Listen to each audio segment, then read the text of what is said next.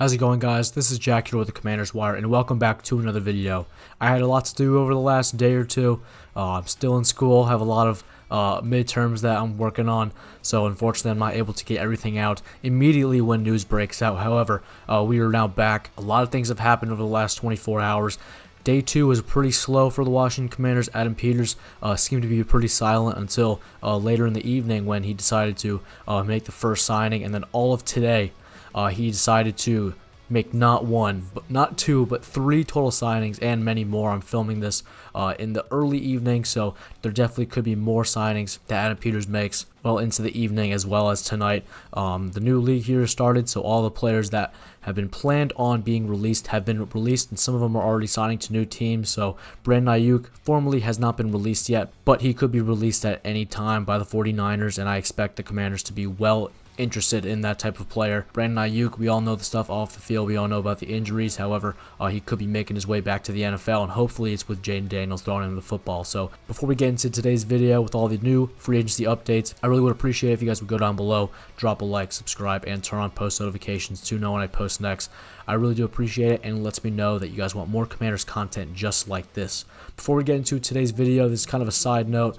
Running back Chris Rodriguez was not tendered by the Washington Commanders before the 4 p.m. deadline when the new league started, and unfortunately he was already picked up. It seemed like if the Commanders weren't going to tender him, he was not going to be a Washington Commander anyway, but he was already picked up by the Jacksonville Jaguars. I'm not sure about what the contract is, but the Jaguars already got their backup running back. So let's get right into today's video. You can already tell by the bottom left, I updated the screen here with all the new signings. Unfortunately, I'm spoiling it a little bit. However, we're still going to be going more in depth with all the guys that we have signed today. Before I get into all the new guys the Commanders signed, we're going to go over to the right side of this column, get into all the other players that were signed by other teams that the Commanders could have been looking at. First of all, Elgton Jenkins signed a 2-year, $24 million deal with the Browns. Probably going to be their starting center. Potentially could move over to one of the guard spots. I know the Browns were also able to sign one of their old guards back, so Elgton Jenkins definitely brings some versatility for them. Our first signing that we made last evening, Leo Chanel, 3-year deal linebacker, $24.75 million.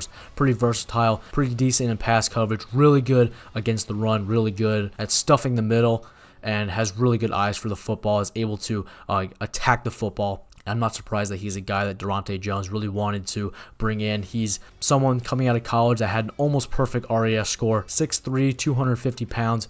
He definitely brings the juice in the middle of the field. Someone that could work both in the run game as well as in the passing game. So I'm a really big fan of this signing. I think he fits exactly what Durante Jones wants to do with this defense, having versatile linebackers that can do everything on the field, no matter what type of situation it is. So really big fan of the Leo Chanel signing. Another guy that I really wanted the Commanders to get was Caden Ellis. He signed a 3-year deal, $33 million to go back to the Saints. He agreed to that contract before the Leo Chanel signing, so I was a little bummed out, but that Leo Chanel contract agreement really definitely bumped my spirits up yesterday. Unfortunately, yesterday, Tariq Woolen signed a 1-year, $15 million deal with the Philadelphia Eagles, so they got their number 3 cornerback. Not really happy about that. It was a guy that I really wanted to come to the Washington Commanders to be that outside starting corner for the Washington Commanders, and unfortunately he went to a in-division rival. He's only there for a year, so we still have a chance to get him after next year depending on how he does, but especially with the Eagles, Tariq Woolen is really an up and down type of player, so maybe the Eagles are going to get more of that down, hopefully, and he's going to be drawing a lot of penalties and not being really good in coverage, so hopefully that could be something we can take advantage of. The first signing the Commanders made today was really early this morning. They signed Chaisson, rotational pass rusher, formerly with the Patriots, to a 1-year, $12 million deal. I'm really happy about the signing. Now we have Odafe Oweh, Chaisson on the opposite side. We have Dorrance Armstrong as well. I'm really enjoying how this defensive line is shaping up. Adam Peters is definitely signing a lot of guys, getting as much talent as possible to add to this defensive line, turning to what was one of the most awful defenses last year to what is one of the best this year. So really happy about getting the jump early and signing Chaisson. Next up, Trey Hendrickson was also signed to the Ravens, 4 years, $120 million.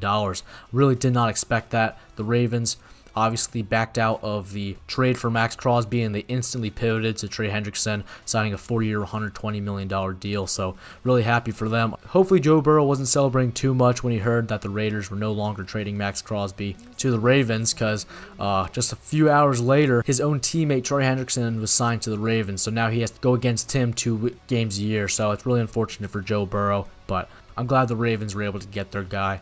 Apparently, the Commanders were also in on him last night, trying to work out a deal to be this team's #1 edge rusher alongside Odafe Oweh, but they were unfortunately not able to do that. So I think they were looking for more of a 2-year deal, and Trey Hendrickson wanted a little bit more in terms of the length of the contract. The next signing the Commanders made were signing tight end Chig Okonkwo, one of my favorite guys for this offseason for the tight end position. They missed out on Isaiah Likely, but apparently they weren't really in on Isaiah Likely too much anyway, just because he did not play that much last year, so they wanted a little bit more of a proven talent, and they were able to get their guy for much cheaper as well. 3 years, $30 million. Really happy about the signing. Chig Okonkwo is more of a bigger-bodied receiver than he is a tight end. He's still pretty good in terms of blocking, but as a receiver, I think he's one of the greatest, most underrated players in the NFL. He's super elusive. He's able to get yards after the catch, and I'm super happy about this signing. And lastly for today, the Commanders decided to sign Nick Cross to a 2-year, $14 million deal. Safety formerly with the Colts. Super happy about this signing. All the guys that the Commanders are signing, super young, super talented. Nick Cross is super speedy. I'm really happy that he was able to land a multi-year contract with the Commanders and hopefully add some more speed and versatility on the top end of the defense. And just another chess piece for Durante Jones in this new Commanders defense. So all in all, Adam Peters is definitely cooking up. First day or two was pretty slow for Adam Peters. A lot of fans are not very happy with him, but day 3, Adam Peters decided to put his foot on the gas and get a couple more guys in here. Obviously, we still have a couple more holes to fill. We have a wide receiver room that we need to fill out. We have a big hole at running back. We definitely need to add a couple more guys there. A couple more guys we could look at. Rachaad White, more of a receiving back. Joe Mixon is another top name that I've been hearing recently, coming back from a major injury, so we'll have to see about that. But in terms of talent, he has it all. He's going to be more of your every down kind of starter, running through the tackles, and I think that as a power back, Joe Mixon is a top name that I would be more than happy signing with the Washington Commanders on a 1 or 2 year deal. Najee Harris also coming off a major injury, but I think he's also a pretty solid back. I think he's 5'11 or so, 240 pounds, and for the Steelers before he got signed to the Chargers, he had 1,000 yards every year, and he was also pretty good in the receiving game. So I think Najee Harris would definitely be a guy I would be pretty happy about as well as an all-around type of back. And then Antonio Gibson, formerly with the Redskins a couple years ago,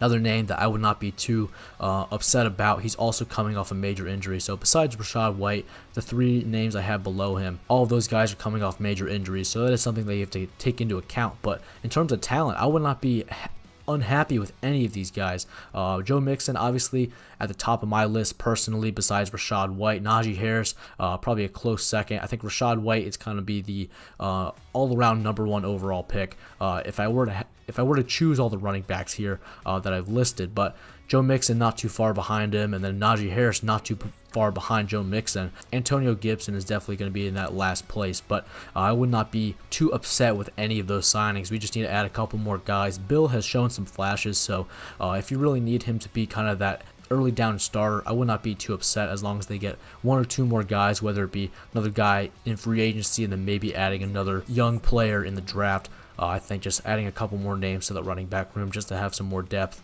would be in our best interest.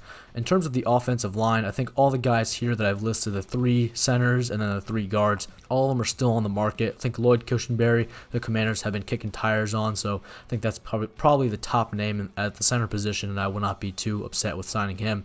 And then the guard position is really not the biggest hole we need to fill, but I think adding another guy there to compete with Brandon Coleman would not be that awful, especially if you're able to get kind of a decent guard at a decent price and you're able to give Brandon Coleman some competition there and just let the best man win. I think that is going to be in the Commanders' best interest just to get their offensive line to probably be one of the top 5 offensive lines in the NFL.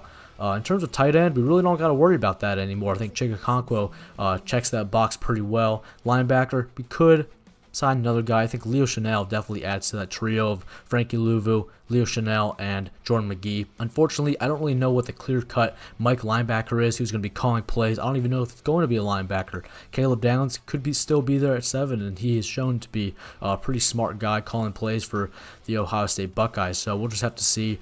I think Leo Chenal definitely has some Mike experience. Obviously, Jordan McGee was a Mike linebacker coming out of college, so I think there's going to be some competition there in terms of who's going to win that out in camp. But adding another linebacker really isn't that big of a deal anymore.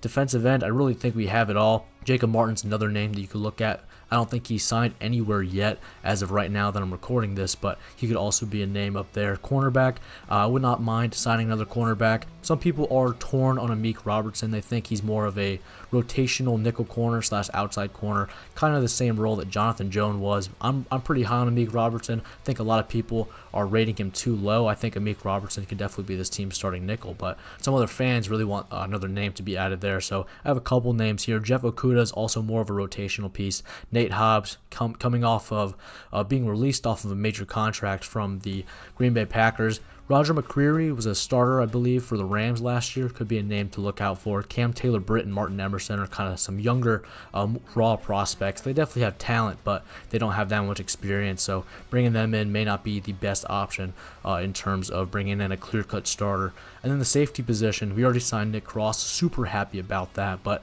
maybe bringing in another guy to add to the safety room would not be the most awful idea. You think of a name of Geno Stone, who's more of that strong safety. You also have Tavierre Thomas, who was with the Vikings with Durante Jones, who already knows the defense. So bringing another rotational piece like that may be in the Commanders' best interest. But then you also have the opportunity to potentially draft Caleb Downs at pick 7. So you could also add to the safety room there as well. But I'm super excited about Adam Peters and the moves he made today. Really kind of rounding out this roster. We only have a couple more holes we need to fill out with Adam Peters and the rest of the Commanders roster. So hopefully we can get those done either tonight or within the next coming days. Hopefully Brandon Ayuk is released soon enough and the Commanders can make a move on him. I would be super excited for that. But let me know down in the comments how you thought about day 3 of NFL and free agency. The new league year started today, so a lot of guys are moving all around the league. But I want to hear your thoughts down in the comments, what your thoughts are about this free agency so far. I think yesterday I was not too happy. Then we signed Leo Chanel, and then we had the couple signings today. So I think I did a full 180 in terms of my emotions regarding the Washington Commanders and this offseason. I'm super happy about how it's coming, and I think over the next coming days, Adam Peters is going to be able to finish out the rest of the roster going into the draft. And I think we're going to have a much better roster, probably even much better than 2024, and hopefully our ceiling is going to be much higher. I know that our schedule for this upcoming year is not going to be the easiest schedule in the world, but with the way the roster is shaping up, I'm super excited with the competition and the competitive nature that we're going to have with the talent that Adam Peters is adding to the team. Thank you guys so much for watching. I'm going to hopefully have a video coming out tomorrow with more updates. If you guys have not already, please go down below, drop a like, subscribe, and turn on post notifications to know when I post next. You guys will be notified whenever I upload more Commanders content just like this. Like I said before, thank you guys so much for watching. God bless, and hail to the Commanders.